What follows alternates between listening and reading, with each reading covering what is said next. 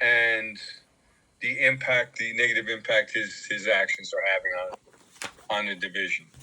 All righty. So if we, what would you like to say is a one sentence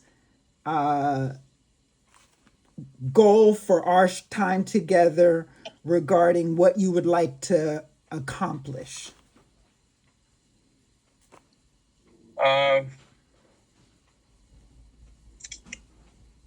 a clear a clearer path on next steps. Uh, Next steps to dealing with his lack of interest in being coached. Ah, okay. So, what would success look like? Success would look like, um, and that's success for you. Success for me would look like, I guess it's one or two options. He actually follows through on some coaching, or I take definitive steps to move him out based on, on the multiple chances I've given him and the multiple opportunities. And how would that make you feel achieving one of those goals? I would say probably him finding a different path, and me being able to help make my division whole would make me feel more fulfilled and hopeful that, I can continue to bring someone else in that is willing to lead the agency or lead the division where it needs to go. Awesome. So we are, I want to make sure I have clarity, and our time together is going to be focused on a goal of you finding the steps for coaching Jeremiah on two things. It is either him doing, or it is you making the decision for him to move out. Yes. I got that right. Okay. Yeah. What are or me helping him move out, I should say. What does helping him look like? Well, that could be anything from showing him opportunities, looking at his strengths that may not focus here, but he may have opportunities outside or in another division. And, just assisting him with, determining what additional skill sets he'd like to work on to prepare him for that. Super skill sets. All righty. What are the values that you and Jeremiah have in common?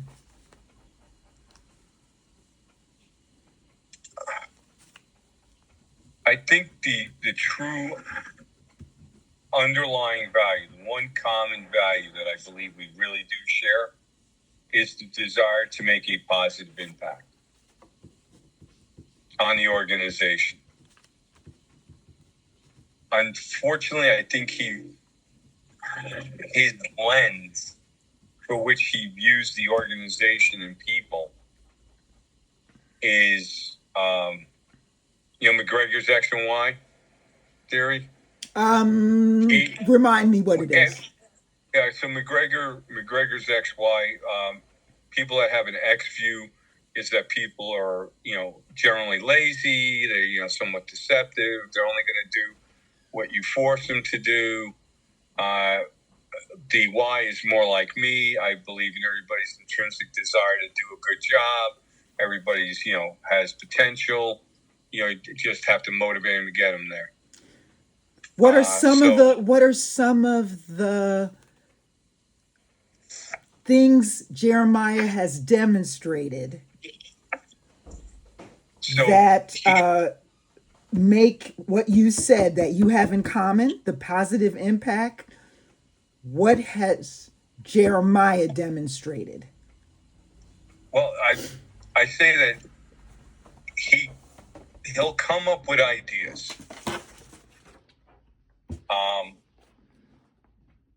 But that's where it stops.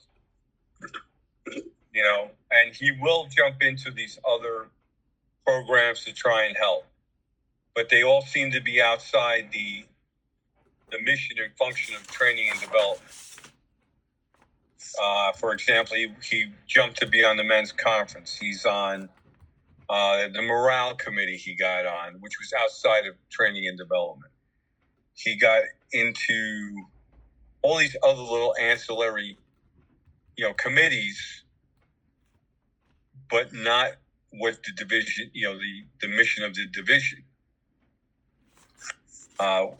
which I'd spoken to him a while ago about when I was trying to focus him, and I tried, putting it in a way where he would not get defensive. I'm like, look, people are going to suck you into these things, but there's so much stuff we need to get done here. Mm-hmm. And how did that feel with that conversation with him? Because you said try not to be defensive, get him defensive. How did you feel with that conversation? He will yes to death. Like he'll acknowledge. And would no be a preferable response to you? If he said no to me? Yes. If he had said no, I would then be able to ask him, well, then, how do you see it? But he yes, that's and he acknowledged. So to me, that's telling me, okay, you understand. And I tried to, clarify, but again, I think that goes to his nature of being fearful of conflict. And, the little back on this guy is that before I got here, the prior DC had pretty much gotten fed up with him and stuck him in an office just reviewing curriculum. And then, I will say was part of the driving force with me working with him, and also the understanding that he was probably going through resolution strategies to cope with his perception of inequity, because I got made DC and he didn't. And he'd been in the acting role.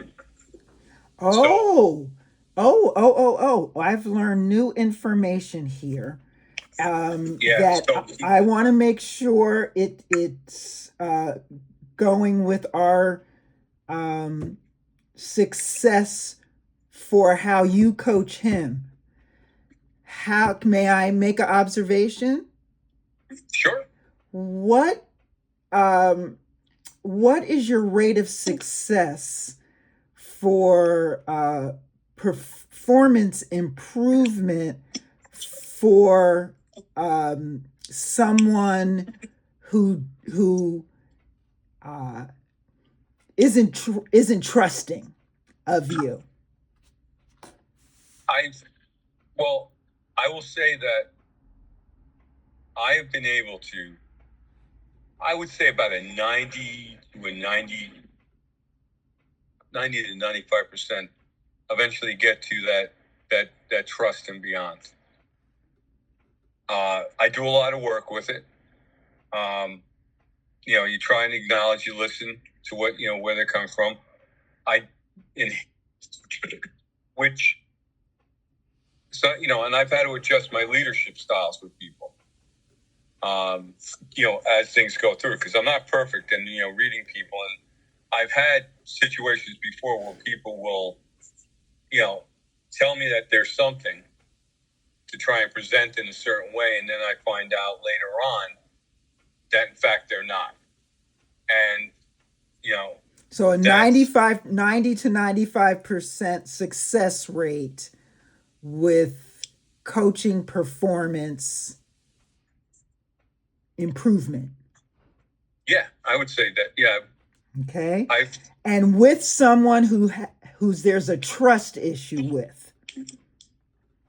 Yeah, I would say it's pretty close to that. That's what I'm talking about. It's if somebody, and initially the trust wasn't, I wasn't distrusting him, but I also understood, and I was still finding out stuff. So he had played a lot of stuff and said a lot of stuff, and I'd worked into that and said, "Hey, look, we're going to. I'm going to be getting some stares here. People are looking at me like, what's this guy doing sitting here with Jersey New York Dags?" But I've had this happen before where I've come in because I've come in and taken over agencies. Yes. Several of them. Yes. And I've always been able to show them, like I usually find they're with them, or I show them that I'm here to help them succeed and shine. And then I do that by demonstrating, by working with them, allowing them to have opportunities to shine, listening to their ideas, which I did try. I tried that model with him. And what did he demonstrate that let you know he had that same experience you had? He verbalized that he appreciated that. He said that last DC kind of kept him locked up. I tried to say, well, what was that about? He says, I'm really not sure. And he was like, trying to feel me out to see if this guy Rob Gonzalez had said anything to me. And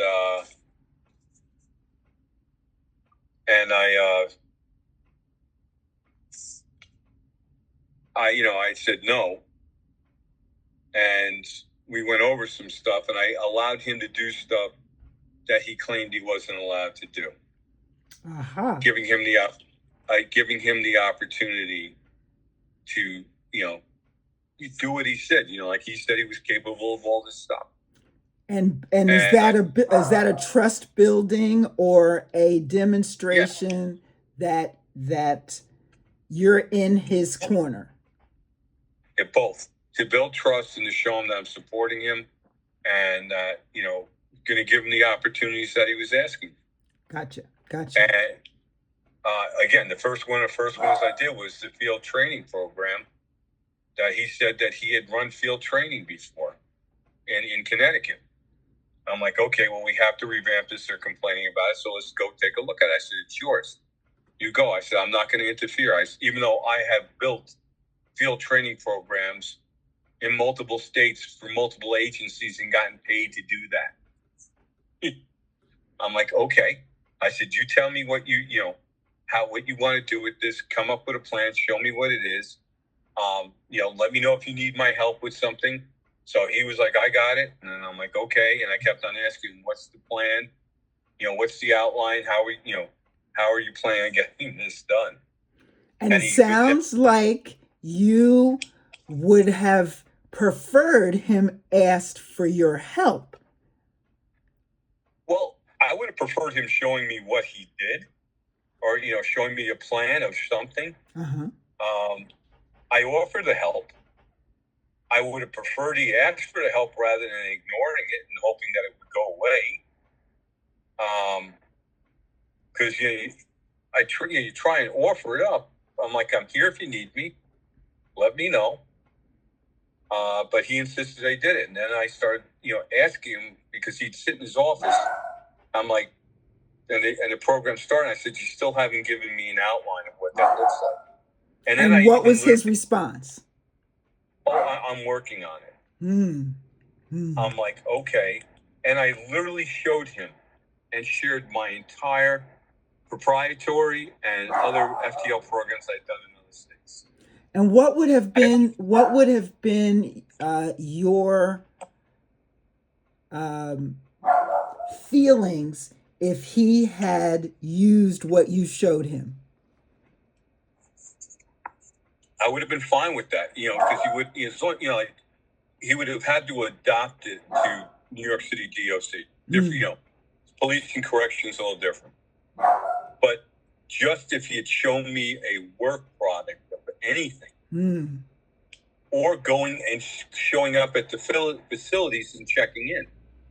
And at the same time, I have my XO of in-service, my XO of the Recruit Academy. They're all saying this guy isn't doing anything. And they start, at this point, they start saying, you're going to have to be on him. He hasn't done anything with anything. And then I started finding out, and he had excuses and was blaming everybody else for curriculum that hadn't been done in a couple of years. First he was blaming everything on the old DC, and then people start coming in like, DC, this is, Mm-hmm. and what would be your strategy for letting him know that others are coming to you complaining about him? I was very frank. I was very frank. I'm like, Jeremiah, first off, I forget about others coming to him. I made my own observation, coming to me. Right. Because people talk smack. Just the way it is. And there's prior relationships. He obviously I'd already found out he had burned a lot of relationships. Mm-hmm. And so I watched what he did, and then finally I had to ask him. I said, he's going on to the island to check this. And it was like constantly reminding him, and he get involved with the other little adventures. Oh, I have the men's conference, or DC Garcia asked me to help, but I'm like, stop. That's your primary responsibility. And I send him reminders, and we'd have check-ins. I'm like, we're going to have a check-in. Tell me where you are.